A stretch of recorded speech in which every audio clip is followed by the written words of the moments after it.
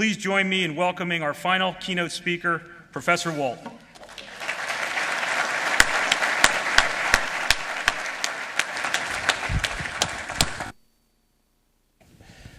Thank you very much for the introduction. It's a great pleasure to be here today, and it's a real honor to speak at this annual meeting, especially at what I would characterize as a particularly critical juncture in our nation's history when we need to think very clearly about our strategic priorities and how we're going to meet them. The thesis I want to argue today is fairly simple. I believe we are basically at the twilight of the American era in world politics, and this shift is going to have profound implications for American policy and military strategy. Now, to speak of the end of the American era sounds very alarmist, even defeatist, but that's not the implication that I'm going to draw from that. I think our position in the world is changing, but the United States is actually still going to be in very good shape if we understand what's happening, if we face these trends squarely, and if we respond to them intelligently. Now, concerns about American decline are not new. Back in the 1980s, as most of you will remember, Yale historian Paul Kennedy wrote a best-selling book called The Rise and Fall of the Great Powers. And one of the things that made that book a bestseller was his warning that the United States was in danger of what he called imperial overstretch. He argued that Britain and other major powers had declined because they spent too much money fighting wars, defending far-flung interests, and he thought the United States was headed down the same road. Ironically, he also thought Japan might be about to surpass us, in part because it was cleverly free-riding on the United States and depending on our protection. Now, in response to that book, my colleague Joe Nye wrote a book, Bound to Lead, which was not a bestseller, much to Joe's chagrin. But he argued correctly that the United States still had remarkable strengths and was destined to be the leading world power for many years to come. And he was clearly right in one sense. The United States was not declining the same way that Great Britain had. Japan clearly was not about to take over. But in another sense, I would argue both Kennedy and Nye were asking the wrong question. The issue was not whether the United States was about to fall from the ranks of the great powers, as Great Britain had. The issue was whether this unusual era of American primacy that had begun in 1945 might be nearing an end, and therefore making it hard to defend American interests. I think that's precisely what's happening today, and I want to describe why it's happening and suggest how we deal with it.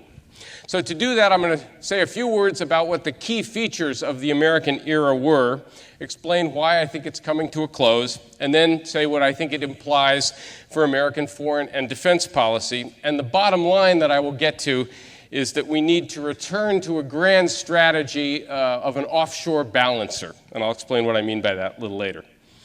But the American era begins at the end of World War II. For more than 300 years, the international system had been a multipolar order dominated by a competition between the European great powers, with the United States and Japan joining their ranks around 1900 or so. The end of World War II, however, left us in a remarkable position of preponderance. In 1945, the American economy was 50% of gross world product. Half the world's economy was here in the United States. The Soviet Union, by the way, had about 12%. That same point. We had the world's largest Navy and Air Force, sole possession of atomic weapons, a vast array of bases around the globe. We were a major creditor nation with a positive trade balance. Former imperial powers like Great Britain were deeply in debt. Germany and Japan were heavily damaged by war. We had considerable goodwill and prestige around the world, in part because we supported decolonization and because our ideals and culture were appealing to many. And finally, we were in a very favorable geopolitical position. There were no other great powers in the Western Hemisphere. We didn't have to worry very much about defending our own backyard. The other major powers were all near the Soviet Union, which made most of them eager for American protection. So we ended up with eventually a strong and fairly reliable set of allies, while the Soviet Union ended up with a bunch of weak and rather reluctant partners. Now, in saying that, I am not saying the United States had no security problems. The Soviets had a large land army. They eventually built a sizable navy, but their economy was always less efficient. Their global power projection capabilities were always much smaller than ours. Our position, in short, was about as favorable as any great power in history. The question is, what did we do with it? Well, in the decades after World War II, the United States created a political, economic, and security order in virtually every part of the world, except, of course, for the Soviet Union and the Warsaw Pact itself. Not only did we bring most of the world into institutions that were largely made in America, but we exercised the dominant influence in each of those institutions. We played the leading role in creating the United Nations, the IMF, the World Bank, the General Agreement on Tariffs and Trade, and we were the most influential member of each of those organizations. In Europe, the Marshall Plan rebuilt its economy. NATO secured the peace and prevented Soviet expansion. We built an equally durable security system in Asia through bilateral treaties with Japan, South Korea, Australia, New Zealand, the Philippines, and several others. In the Middle East, the United States helped create and support Israel and forged close security ties with Saudi Arabia, Jordan, the Shah of Iran, and some smaller Gulf states. The result there was, of course, reliable access to vital energy supplies. Finally, we continued to exert a position of hegemony here in the Western Hemisphere, and although we didn't pay much attention to Africa, we did enough to ensure that our modest strategic interests there were protected. I'd make two key points about that picture. First, our position in each of those regions was challenged at various points during the Cold War, but never really endangered. We lost the Vietnam War, for example, but our alliance system in Asia held firm, and China eventually split with the Soviet Union and formed a tacit alliance with us in the 1970s. The Shah of Iran fell in 1979. Iran became an adversary, but our overall position in the Middle East remained intact. Oil kept flowing out of the Persian Gulf. Israel became more powerful and secure, and Egypt eventually abandoned Moscow and allied with us instead. Second point I'd make is this situation is really quite unusual in world history, and part of what made it possible was the fact that communism turned out to be a very inefficient system. Both China and the Soviet Union had enormous potential power, but their reliance on central planning made it impossible for them to compete with us over the longer term. And then, of course, the Soviet Union collapsed. As the first President Bush put it, we found ourselves at the pinnacle of power with the rarest opportunity to remake the world. And we did. We brought the Warsaw Pact into NATO. We encouraged the spread of market economies throughout the former communist world. This was a triumphal moment in many ways, but I think it also may have blinded us to a number of trends that were beginning to undermine this unusual position of American dominance. So what's our position today, some 20 years after the end of the Cold War? Let me start with the good news.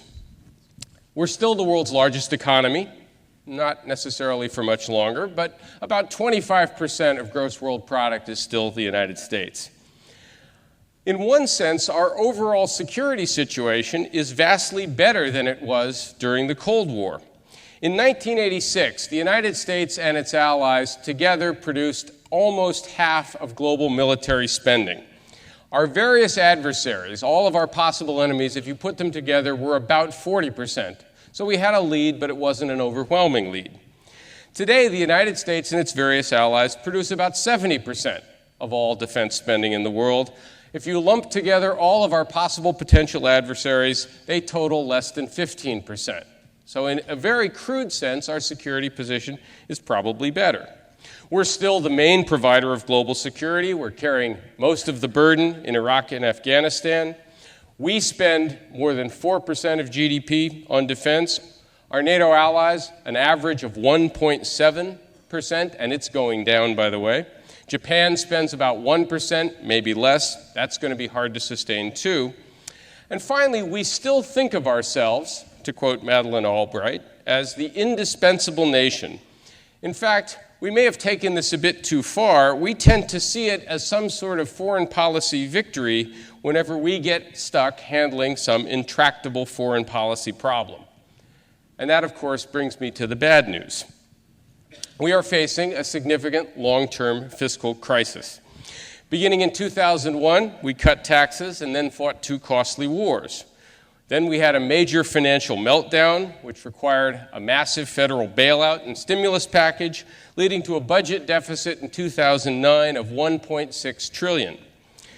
The International Monetary Fund projects that total American federal debt will equal our GDP by 2015. The Congressional Budget Office projects persistent deficits throughout the next decade.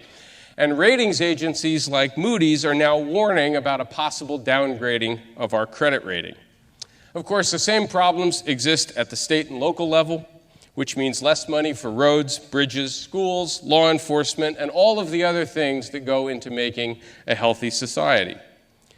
All of that is why Secretary of Defense Gates recently said, absent a catastrophic international conflict or a new existential threat, we are not likely to return to Cold War levels of defense expenditures, at least as a share of national wealth, anytime soon. So that's one problem. Here's the second problem. We're also witnessing the emergence of new centers of power around the world. Now, the most obvious example is China, which adopted market principles and has now experienced 3 decades of explosive economic growth. The United States has been the world's largest economy since 1900. China will probably overtake us by 2025. As China grows wealthier, it is converting some of that wealth into military power. Its defense budget, as most of you know, growing at a rate of about 10% per year. If China's like other major powers, and there's no reason to think it won't be, it will use its growing muscle to try and make itself more secure. That almost certainly means challenging the U.S. role in Asia. And China's regional ambitions should not be very hard for Americans to understand. Ever since the Monroe Doctrine, the United States has wanted to exclude other major powers from the Western Hemisphere, from our backyard. By that very same logic, China is going to feel a lot safer if its various neighbors do not have close security ties with the United States, if the United States does not have a substantial military presence in Asia. And so we are likely to see an intensifying security competition in Asia. And I'll say a bit more about that later. At the same time, countries like Brazil, Turkey, India, and Russia have reformed their own economies, are becoming wealthier, potentially more powerful, and more independent. None of them are likely to become true global powers anytime soon, but each is going to be more influential within its own region. Most of these governments are democracies, which means they have to pay attention to public opinion, and the publics in these countries are not always reliably pro-American. For example, the Pew Global Attitude Survey recently reported that only 10% of Turks now say that they have a favorable view of the United States.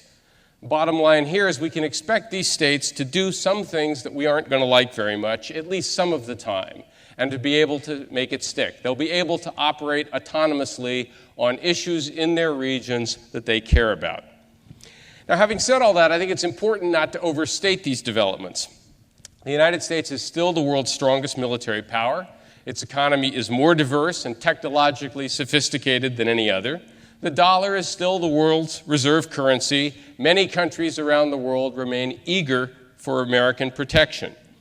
But I think the combination of economic troubles here at home, China's rise, and the diffusion of power to other regional states means that other major powers are going to have options in the future that they didn't have before, and their ability to chart their own course and resist American pressure, at least part of the time, is going to increase.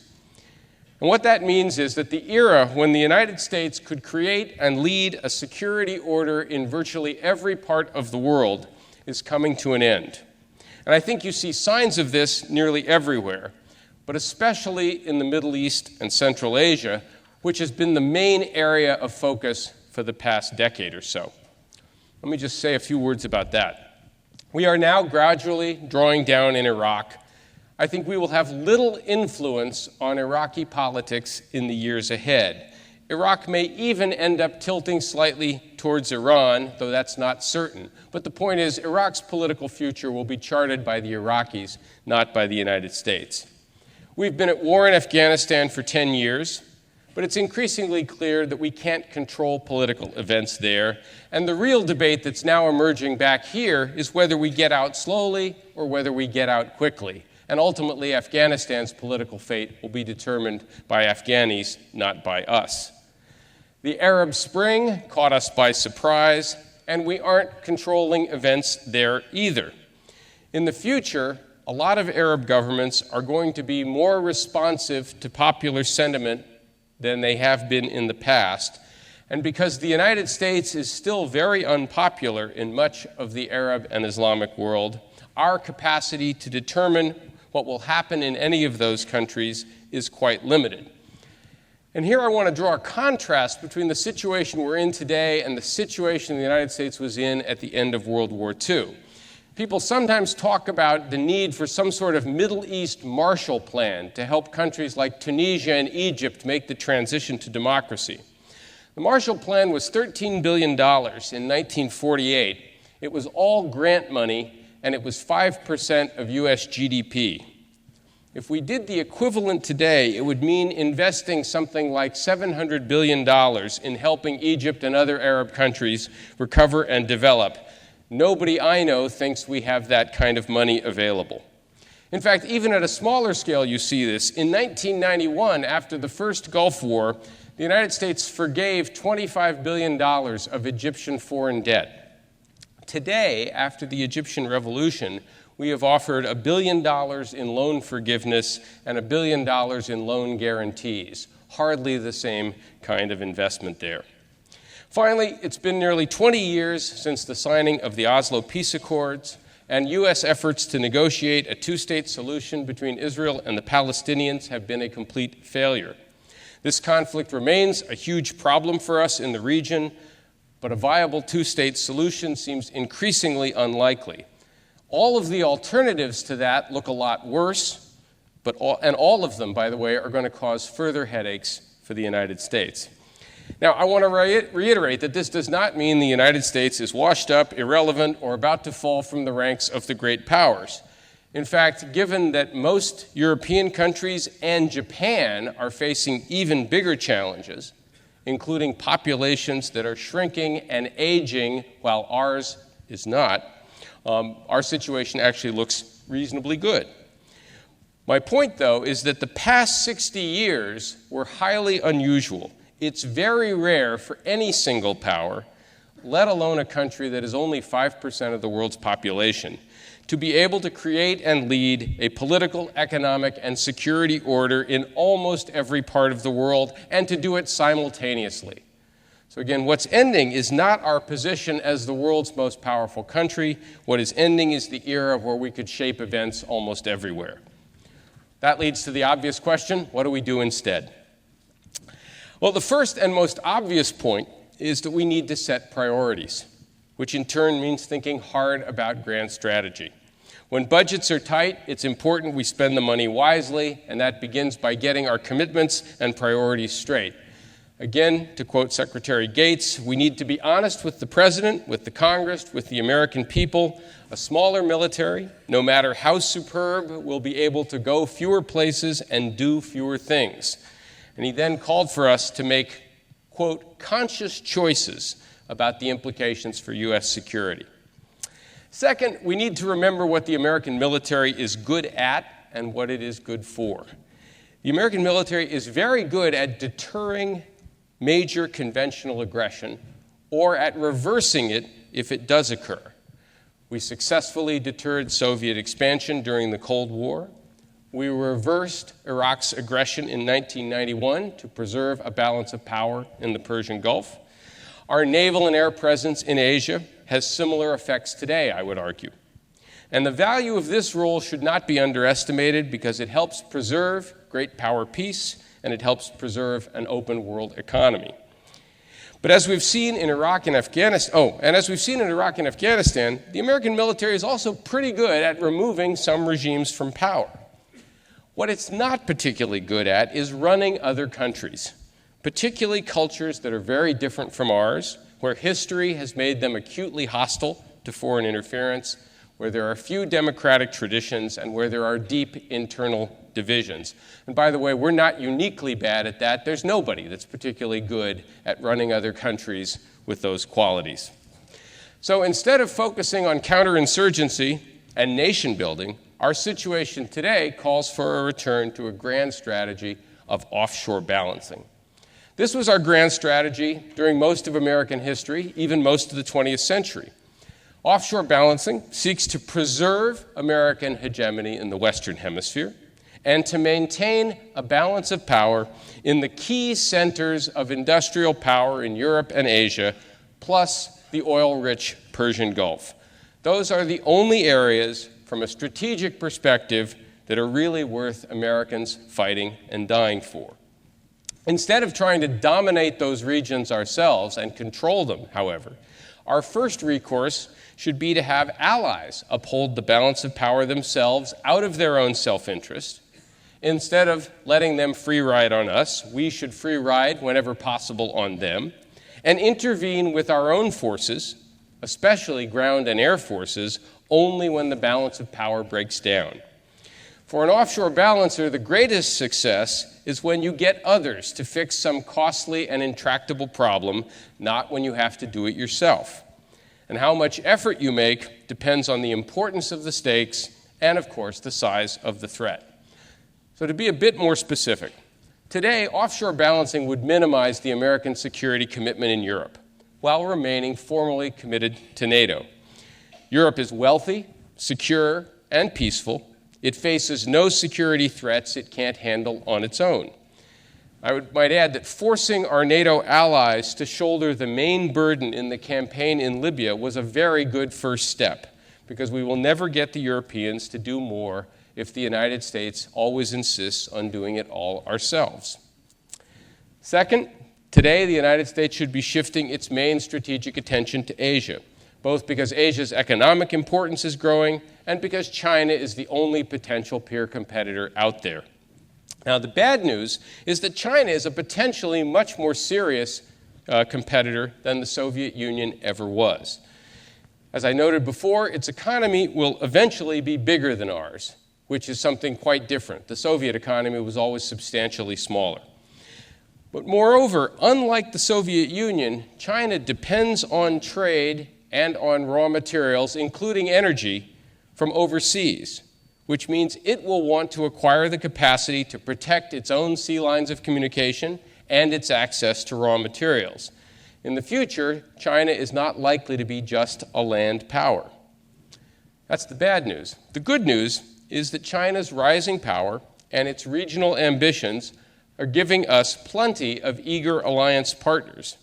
And of course, because they need us as much as we need them, we should be able to expect them to bear a fair share of the burden. Third, under an offshore balancing strategy, the United States would adopt a very different approach in the Middle East. Now, in fact, between 1945 and 1990, the United States did, in fact, act like an offshore balancer in the Middle East. We had important strategic interests there, but we kept our ground and air forces out of the region, or when we did send them there, as say to Lebanon in 1958, we didn't leave them there very long. Our goal was simply to prevent any other power from dominating the region, but we weren't trying to dominate it ourselves militarily. Until 1968, we mostly passed the buck to Great Britain in the Gulf. After 1968, we relied on regional allies like Iran. And after the Shah of Iran fell, we built the Rapid Deployment Force. But we didn't park it in the region, we kept it offshore and over the horizon, and we sent it there only when the balance of power broke down, as it did when Iraq invaded Kuwait in 1990. It was at that point, however, we abandoned offshore balancing. We started stationing air and ground troops permanently in the Gulf region. And then after 9/11, we went even further and tried to transform the whole region by invading Iraq in 2003. Now, together with our unconditional support for Israel, those policies helped fuel anti-Americanism and the rise of terrorist groups like Al-Qaeda. They also, in my view, gave states like Iran even more reason to think about getting a nuclear deterrent as a possible way of dealing with us. The results of this approach, in short, have been disastrous, and I've often suspected that policymakers in Beijing have been secretly delighted by our recent difficulties there. As one Chinese leader reportedly said a couple of years ago, in the past 10 years, you've spent $1 trillion on Iraq and Afghanistan. We've spent $1 trillion building the future. In fact, if I were a Chinese strategist, I would want to do whatever I could to keep the United States bogged down in the Middle East and Central Asia forever. The solution in both regions, however, is to return to offshore balancing. We should get out of Iraq on schedule, move U.S. forces back offshore, rely on local allies in the Gulf to uphold the balance of power, treat Israel like a normal country instead of backing it no matter what it does, and draw down in Afghanistan as rapidly as possible. Now, at this point, I should emphasize, offshore balancing is not, repeat, not isolationism. The United States remains fully engaged in these key areas because it recognizes that other great powers can be dangerous, especially if they become strong enough to dominate their whole region, exclude us from their backyards, and maybe even start interfering over here in the Western Hemisphere. So a return to offshore balancing does not mean disarmament or disengagement. But it does mean we stay away from regime change, we avoid costly nation-building exercises, and we are wary of extending unconditional commitments to any country. Now, one final point, and then I'll wrap up. We also need to think a little bit at this period in our history about the long haul and the classic trade-off between short-term readiness and long-term power potential. In my view, our biggest problem today is not an immediate, looming great power threat. It is the long-term combination of accumulated debt and a slowing economy. The only way to have the world's strongest and most sophisticated military forces is to have the world's strongest and most sophisticated economy. That means having better schools, the best universities, and a scientific establishment that remains second to none. And that, of course, costs money. And finally, what does this mean for the U.S. Navy, given that I'm here at the War College? Well, as is probably obvious, the Navy plays a central role in an offshore balancing strategy. For one thing, offshore balancing requires command of the seas so that the United States can project power to key regions when it has to. And this is going to get harder, in my view, as new military technologies make ships more vulnerable, especially near the territory of potential adversaries. I'm sure I am not telling you anything you don't already know. Second, naval forces are a useful way of signaling commitment, especially through a forward presence, but without the potential friction and resentment that is created by large onshore deployments. Third, naval forces can provide humanitarian relief and opportunities for maritime cooperation, which enhances the American image rather than detracts from it, and facilitates our diplomatic efforts in different parts of the world. And fourth, in a world that's increasingly globalized, naval forces provide the means to maintain trade routes for ourselves and, in extreme situations, to deny them to others. And finally, I would argue that although naval forces are not cheap, a strategy that shifts more of the burden to our allies and that avoids costly on-the-ground occupations is likely to be more affordable both now and well into the future. So the bottom line here is that offshore balancing is the right grand strategy for the 21st century. It's consistent with our real interests. It will begin to bring our commitments and resources back into balance. Now, my worry is that this is all right, all true, but we won't make these adjustments soon enough, and we'll waste a lot of blood and treasure before we end up with the right approach. As Winston Churchill said, the United States always does the right thing after first trying all the alternatives. My hope, however, is that maybe we can cut that process short, get to a better strategy without having to go through all of the other options first. Thanks very much. I'd be happy to entertain some questions.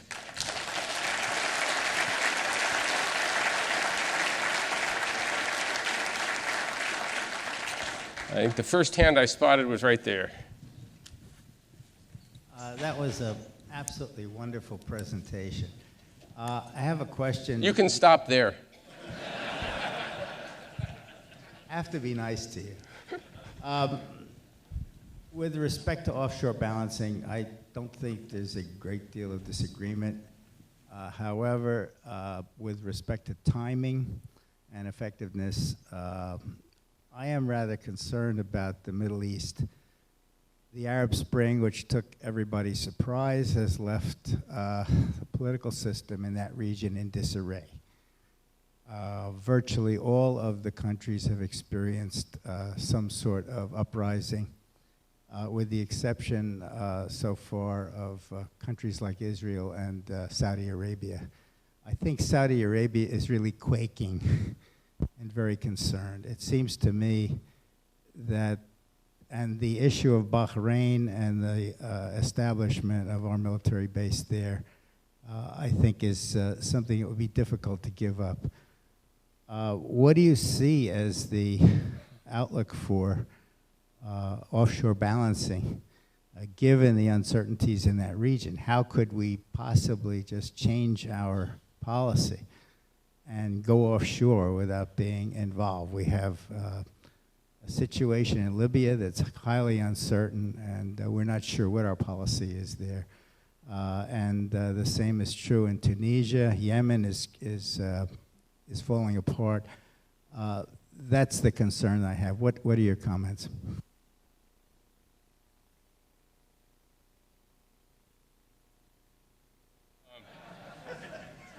Well, first of all, as I tried to indicate, what's happening in the Middle East is, in a sense, evidence of how our capacity to shape and control events, I think, is more limited now than it was at earlier periods. And that's the symptom I'm basically describing here. It seems to me that we have to sort of step back and say, what exactly are American interests in that part of the world? And I think they're fairly straightforward. We have an interest in making sure that oil keeps flowing out to world markets, because if it doesn't, the price is going to go up, and that has all sorts of unfortunate consequences.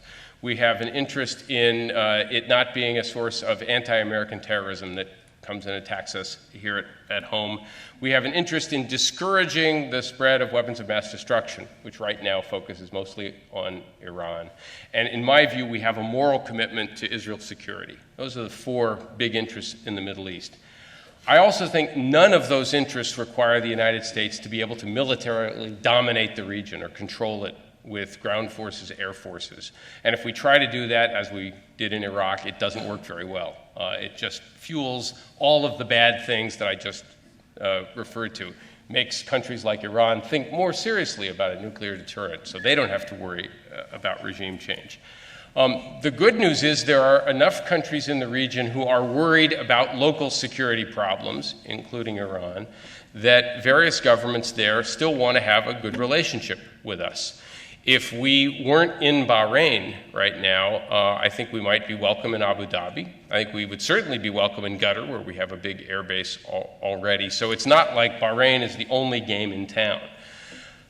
Overall, I think the American posture ought to be to minimize our military presence in the region, which is why naval forces are useful, because their footprint is very small and they can come and go as we wish.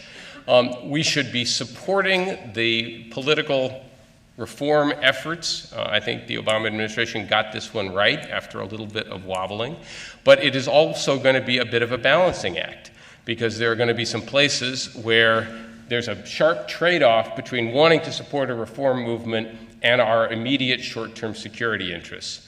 So to me, it's not surprising that we've adopted one response towards Libya, where we're actively promoting regime change, and a rather different response in Bahrain, right? And maybe our response in Syria has been somewhere in the middle and is now moving more towards the Libya end of things. So in the short term, I think we want to make it clear we support the broad reform effort. We're going to handle each situation on a case-by-case basis, and our overall objective is to minimize our direct security presence there, because that tends to fuel most of the things we don't want. Now, then the final can of worms is, of course, the Israeli-Palestinian issue, which had almost nothing to do with the Arab Spring, right? The people who were rioting in Tahrir Square were not doing so because of the Israeli-Palestinian conflict. That said, there is overwhelming survey evidence and anecdotal evidence to suggest that that issue resonates very powerfully in most Arab countries. And if the upshot of what's happening in the Middle East right now is that Arab governments are going to be more responsive to popular sentiment than previous regimes were, either because they're becoming more democratic or because they're an authoritarian regime that's now worried about the possibility of some kind of upheaval. That means we ought to expect more and more Arab governments to make more of an issue of that particular problem, which is why I think, again, the administration has been right to say we're trying to get this one settled. I think, unfortunately, they haven't done very much to actually advance that. Yes, sir.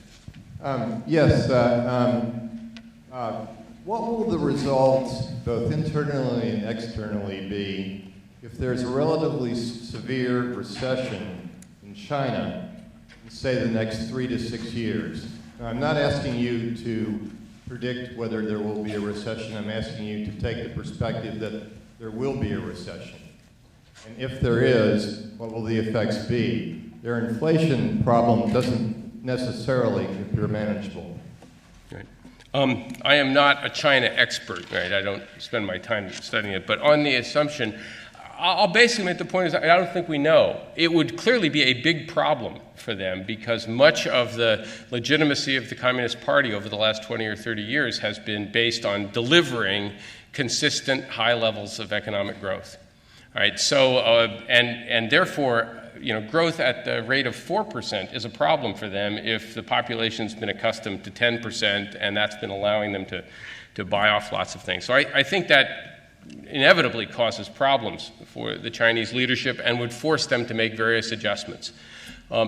Whether this causes some real political convulsion, though, I think is almost impossible to forecast. One of the reasons that we didn't see the Arab Spring coming is what the catalyst that actually gets people to get out in the streets is almost impossible to forecast in advance. You can know that there's going to be discontent, you know there's going to be trouble, but the moment at which people respond to the suicide of a Tunisian fruit seller by suddenly being willing to go out and defy the government authorities, even at great personal risk, which is what began to happen in all of these places, is just impossible for us to know. You can't know that in advance. So I think it would cause problems for the Chinese, but whether this would cause some kind of massive internal upheaval, if I had to bet, I would say no. It would be a real problem for them. And my own view is that China is going to face a number of other problems that may have already been alluded to. An aging population.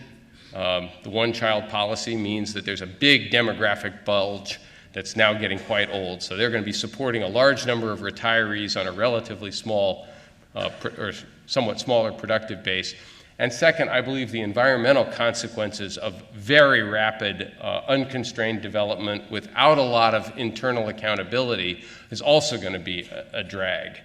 That said, it's a very big country. It has enormous potential. So I don't think it's, I don't think Americans can sit back and wish and say, they're going to hit a slow patch at some point and we're not going to face any real problems there. Thank you. Let me go to this side. Yes, sir, right there. Hi, I'm Dick York. I'm a civilian. I think you gave a great speech, but to the wrong audience. Still a great speech. Don't worry about it. I'm sorry, should I go to Carlisle? No. What I heard you say was the military has executed extremely well, but the policies in other areas of the government have failed us in terms of focusing our efforts. And I think just one example is, for example, in China, one of their ways of growing their relationships around the world have been through commercial contracts. The United States has done zero, or close to zero, from a policy point of view of expanding our reach and our relationships with other countries by assisting in these kinds of commercial contracts or other ties of that ilk. You also talked about expanding the appreciation of others in the world of the American way of life, and you described the statistics in Turkey. We haven't had a push to have foreign students coming over here from disadvantaged nations since the Cold War stopped. Can you just please comment on the non-military aspects you think we ought to be doing to restate the worldview as you see it? Yeah. I'll try and be very brief about that. I don't know very much about the first point you made about our government's ability to promote commercial relationships vis-a-vis others. I think, though, and this is where I wish my friend and colleague Joe Nye were here, because he would give you chapter and verse on the so-called soft power side of things, but I'll say a bit about it. I actually think this is an area where we still do quite well. The United States remains a very popular destination for foreign students. Where I teach at the Kennedy School, 45% of our students now come from overseas, getting master's degrees in public policy. And what are they learning? They're learning free market economics, they're learning about rule of law, they're learning about the functioning of democratic institutions. Most of them, I think, have a pretty good time, so they go back to their various ministries and NGOs and whatever in other countries with a positive view of the United States, and that's a very good thing. That doesn't happen to absolutely every student, not even absolutely every Harvard student, but I think overwhelmingly we do pretty well. Again, the survey evidence on this is pretty clear. There is a little bit of hostility to sort of American values, American culture, the idea that Hollywood is decadent and all of that stuff. But the vast majority of anti-American sentiment in the world is a reaction, rightly or wrongly, to American policy. It's what we're doing. It's what they don't like us doing in the world, not what we stand for. So in this sense, I think we actually still have a pretty good brand, a pretty attractive model. And as long as we don't let things fall apart completely here in the United States, I think that will continue to be true. What will worry me is if I start seeing lots and lots of people going to other countries, not just because it's cheaper, but because they really think they're starting to get a better education or more opportunities by getting educated in other parts of the world and not at the United States. Yes, right down here. Steve, Peter Dombrowski, Naval College. Hi, Peter. How are you doing? Assuming you agree, these interminable debates over U.S. Maritime Strategy, why does the logic of offshore balancing not have wider support, particularly amongst the political and military classes? Because it seems to me you've made a very compelling case for why this is the appropriate approach to preserving American power and influence in the world. Yeah, it's a great question, and I've actually thought a little bit about it, and I'll give you my topic. I've not researched this carefully, but I'll give you my impression. First of all, it's partly just the habits of 50, 60 years of Cold War, that we couldn't rely solely on offshore balancing during the Cold War because there was a major adversary and other powers weren't able to shoulder all of the burden. So we had to put lots of troops in Europe because there was a big land army there, et cetera. And we've gotten into the habit of, to overstate it slightly, trying to run the world. And it takes a while to break oneself of that habit. There's lots of bureaucratic inertia, as we were talking about at lunch, in favor of sort of thinking we really ought to be meddling almost everywhere. It's our responsibility to do it. Second of all, the foreign policy establishment in the United States is basically has a big consensus on this view. There's not that much difference between a real diehard neoconservative and a diehard liberal interventionist, right? Not that much difference between the Democratic Party and the Republican Party on this issue. And so you never get anyone arguing in favor of doing less. And then finally, I'd argue that there are a large number of other institutions. If you go to Washington, right, and you walk around to the various think tanks in Washington, they don't agree on specific policy issues. They might disagree on what to do about issue X or issue Y, but they're all basically in the business of selling international activism on the part of the United States. Right? And there are very few organizations who, I'm not talking about diehard libertarians or isolationists. I'm talking about people who just think the United States ought to be a bit more strategic, a bit more restrained. That is starting to change, in my view, and what's driving it is the financial crisis. So you did get an article by Roger Altman and Richard Haas, right, the president of the Council on Foreign Relations, writing an article in Foreign Affairs on American profligacy and American power. I'll just say, when the president of the Council on Foreign Relations is starting to tell you it's time to retrench a little bit, you know you've done something wrong, and you probably ought to be listening to that. So, right there. Hi, Tony Favalli. How does having 28,000 troops in Korea and 50,000 in Germany fit your approach for the future? I'd have a lot less if it were up to me. I'd have to talk to the Koreans about how few we could do, but in my view, they're really not all that essential. Right? I think North Korea Why is. have any? Right. I think any. The question is, how low can you go and still have the Koreans think that you know where they are, you know how to get there, you care about them, etc. I don't know if that requires 50, 500, or 5,000, but I don't think it ought to require 28,000. It does mean you'd probably have to send some more people there on exercises every now and then. But South Korea ought to be able to handle North Korea under almost any circumstances that I can imagine now, short of a nuclear incident, and that's something that. But how about the 50,000 in Germany? 50,000 in Germany, I think, are even more superfluous. I mean, the good news here, folks, is that Germany and Europe are incredibly secure right now. Right? There's no major military threat to Europe, and that's wonderful news for Europeans. I think the United States ought to remain part of NATO, but we're not there to keep anybody out because there's nobody trying to get in except trying to get across the Mediterranean, and the troops in Germany don't do very much about that. All right. Woman right here, please. I disagree with the gentleman over there. I agree first time 100% with everything that you said today. It was a wonderful speech. My question you had about the nation building and us being in the different countries trying to spread democracy and teaching the Muslims that want to be Muslim to be Democrats is idiosyncrasy. But my one concern is all the countries that we are in the Middle East that we are giving money to, it seems to be buying friendship, when in turn the people themselves dislike the Americans. And we should be giving the money here where we are in a deficit. What is your opinion? Well, I mean, we shouldn't overstate it. We don't give enormous amounts of money to anybody. Right? Our foreign aid budget is still pretty paltry. And the two largest recipients for the last 20 years or so have been Israel and Egypt.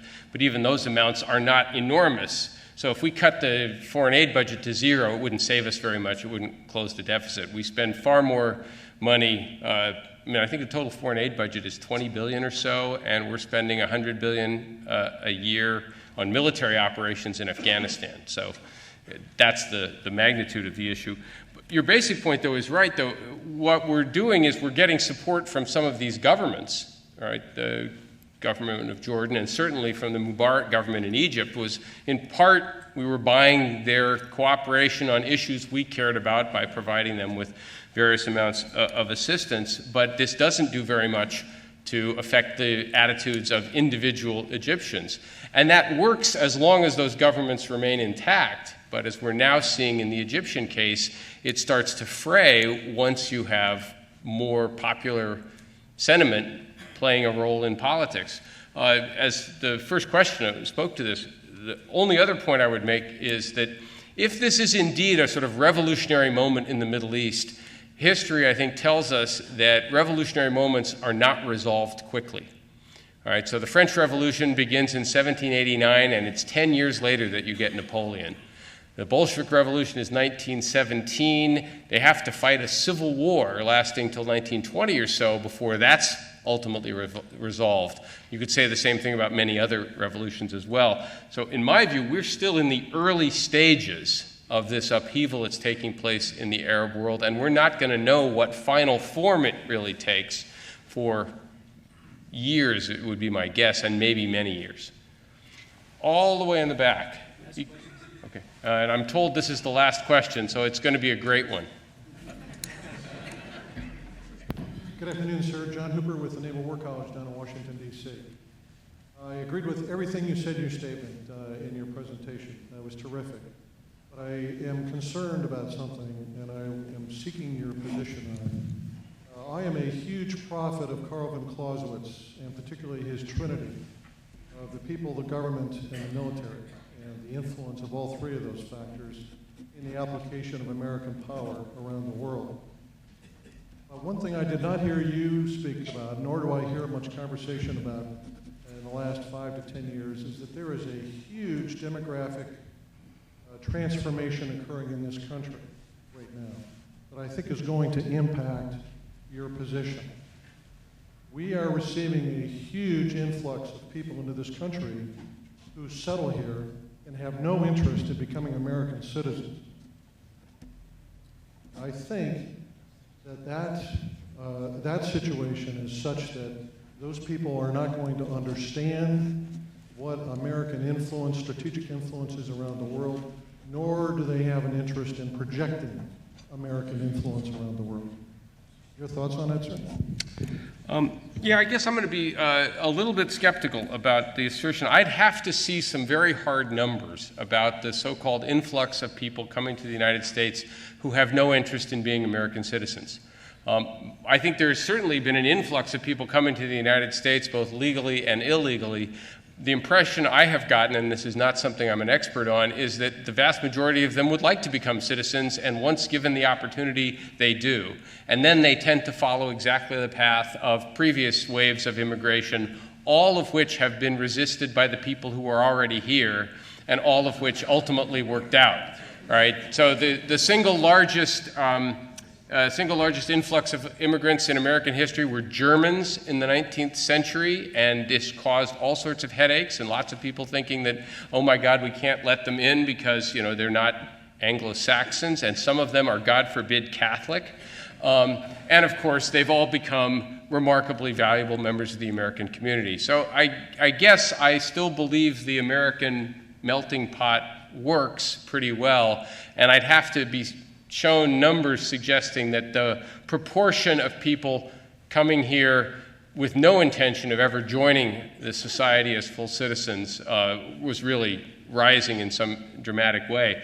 One final point there, and this gets to some of the issues I was talking about, I believe it is still an advantage in the United States that we're a place that experiences not a brain drain, but rather we tend to attract people from other parts of the world who can become some of the most valuable and productive members of our society. That's a great strength. It's just not one we ought to be relying upon.